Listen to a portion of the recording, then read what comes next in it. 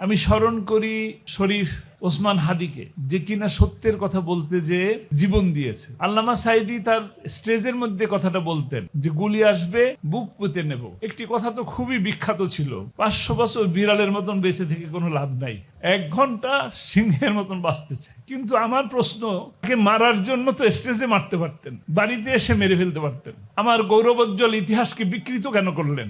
আমি আজকের নির্বাচিত মাননীয় প্রধানমন্ত্রী এবং আজকের জাতীয় সংসদের কাছে প্রশ্ন রাখবো, আবেদন রাখবো, দাবি রাখবো, স্বাধীনতার ঘোষক এটাকে নিয়েও যেভাবে বিকৃত করা হয়েছে, সরকারের পক্ষ থেকে তাকে যে উপাধি দেওয়া হয়েছে সেই উপাধি পর্যন্ত তারা ফ্যাসিস্টরা নিজের গদিকে সংরক্ষণ করার জন্য, কুক্ষিগত করার জন্য তাকে হেনস্থা বা এমন কোনো কথা, অপমানজনক কথা, এমন কোনো কথা বাদ রাখেন নাই যেটা শহীদ প্রেসিডেন্ট জিয়াউর রহমান সম্পর্কে বলেন নাই।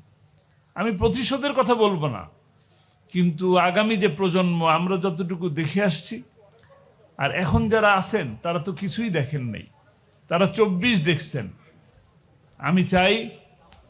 আমরা চাই বাংলাদেশের মানুষ এই ফেব্রুয়ারি মাসের 52কে জানুক, আবার মার্চের 71কে জানুক, সেই সাথে বাংলাদেশের মানুষ 24কেও সঠিকভাবে জানুক। আমি সেই জানানোর জন্য সরকারে যারা দায়িত্বে থাকবেন তাদের প্রতি আহ্বান জানাচ্ছি।